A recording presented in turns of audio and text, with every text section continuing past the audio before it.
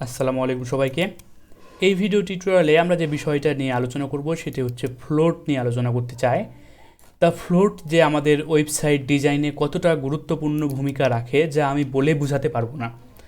যদি নর্মালি একটি ছোট্ট প্রজেক্টও করতে যান তাহলে সেখানে কিন্তু ফ্লোটের গুরুত্বটা অপরিসীম।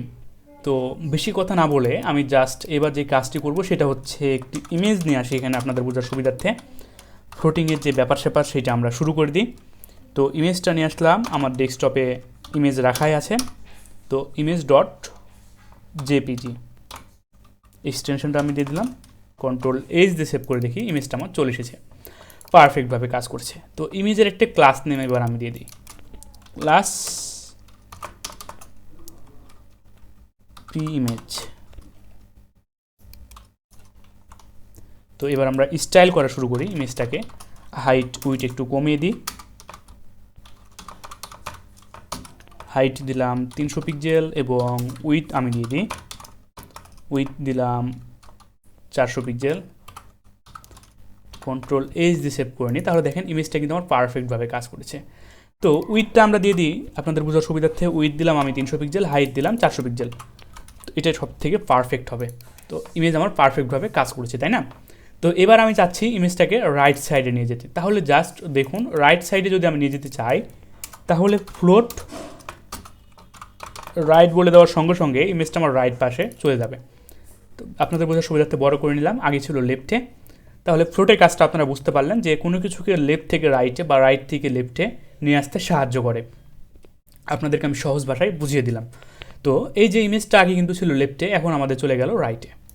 তো এখন আমাদের যে কাজটি করতে হবে সেটি হচ্ছে আরও একটি ইমেজ যদি আমি নিয়ে আসি আপনাদের বোঝার সুবিধার্থে, আরও একটি আমি ইমেজ নিয়ে আসলাম। সেই ইমেজের ক্লাস নেম ঠিকই থাকলো এবং শুধুমাত্র এখানে আমি চেঞ্জ করে দিতে চাই, এটা নাম দিলাম হচ্ছে আমি ফ্লাওয়ার।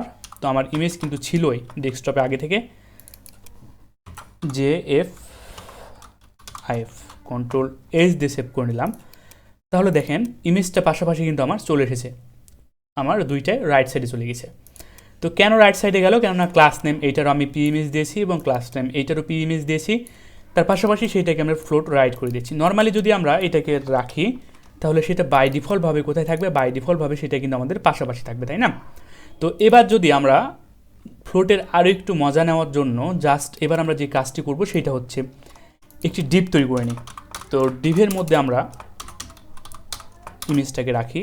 তো এটা ফার্স্ট ডিপ, এই ডিপের মধ্যে আমরা প্রথম ইমেজটাকে রাখলাম। আরও একটি ডিপ তৈরি করে নিই আপনাদের বোঝার জন্য। তো এখান থেকে আমরা আরও একটি ডিপ তৈরি করে নিলাম, ডিপটাকে ওপেনিং করলাম এবং এখান থেকে ডিপটাকে এখন আমাকে ক্লোজিং করতে হবে। তো ডিপটাকে আমরা ক্লোজিং করে ফেললাম। পারফেক্ট, একটু ভিতরে ঢুকিয়ে দিই।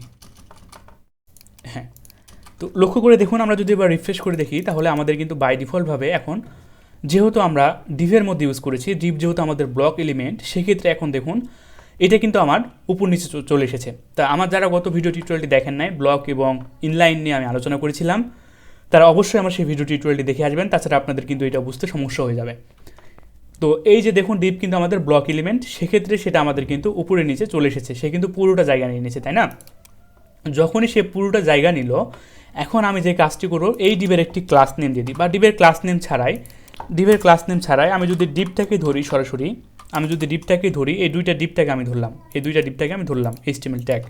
তো ফ্লোট এবার যদি আমি লেফট করে দিই, ফ্লোট লেফট করে দেওয়ার সঙ্গে সঙ্গে দেখুন এটা আমার কী কাজ করে, আমি আপনাদের বোঝার সুবিধার্থে রিফ্রেশ করে দেখি, দুইটাই কিন্তু আমার পাশাপাশি চলে আসলো। তাহলে দুইটা ব্লক এলিমেন্টকে পাশাপাশি নিয়ে আসার জন্য আমরা কিন্তু ফ্লোট লেফট ইউজ করতে পারবো। তাহলে দেখেন ইমেজ দুইটা আমার কিন্তু পাশাপাশি চলে আসলো, তাই না? তো এইভাবে কিন্তু আমরা কাজগুলো করতে পারবো, কোনো প্রবলেম নাই। তো এটা আসার পর এখন আমরা যে কাজটি করব আপনাদের বোঝার জন্য সেটি হচ্ছে এটার একটি ক্লাস নেম দিয়ে দিই, এটার ক্লাস নেম দিয়ে দিলাম div1 আরও ভালোভাবে বোঝার জন্য, এবং এটার ক্লাস নেম দিয়ে দিই div2।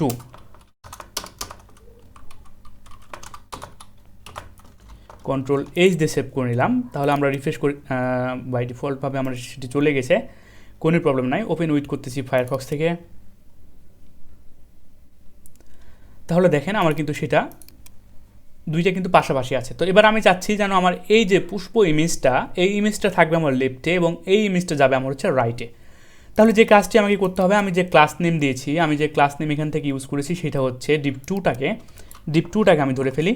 তো আপনাদের বোঝার জন্য আমি এখানে ডট ডিপ ওয়ানটাকে সর্বপ্রথমে ধরলাম, যেটা আমার লেফটে থাকবে। কন্ট্রোল এইচ দিয়ে সেভ করে দেখি, তাহলে দেখেন আপনাদের বোঝার জন্য এখন কিন্তু আমার এই যে ডিপ ওয়ানের ইমেজটা সেটা দেখেন, ডিপ ওয়ানের ইমেজটা কিন্তু ফ্লোট লেফটে দেওয়ার সঙ্গে সঙ্গে আমার নিচের ইমেজটাকেও সে কিন্তু লেফটে নিয়ে চলে আসতেছে, সুতরাং উপরে নিয়ে চলে আসতেছে। তো এইবার যে কাজটি আমরা করব সেটি হচ্ছে ডট ডিপ টু। আপনাদের বোঝার জন্য ডিপ টু আসলে কী কাজ করতেছে সেটা আপনাদের বোঝার জন্য ফ্লোট রাইট করে দিচ্ছি।